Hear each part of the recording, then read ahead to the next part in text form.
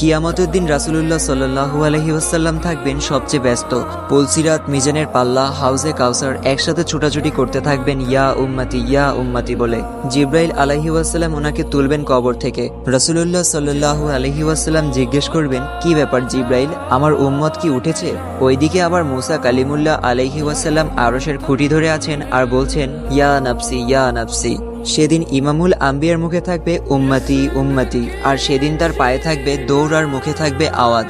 রাসূল সাল্লাল্লাহু আলাইহি ওয়াসাল্লাম খুব অশান্ত ছোটাছুটি করছেন। হঠাৎ ওনার মনে পড়ে, আমার উম্মত ক্লান্ত, পিপাসার্ত নয় তো? ছুটে যান হাউজে কাউসারে। হ্যাঁ, এই তো পিপাসার্ত উম্মত। নিজের হাতে হাউজে কাউসার থেকে পানি পান করাবেন আর বলবেন, পান করো, আর কখনো তৃষ্ণার্ত হবে না। হঠাৎ মনে হবে মিজানের সামনে দাঁড়ানো উম্মতের কথা। ছুটে যাবেন সেখানে, দেখবেন উম্মতের বামপাল্লা ভারী হয়ে যাচ্ছে।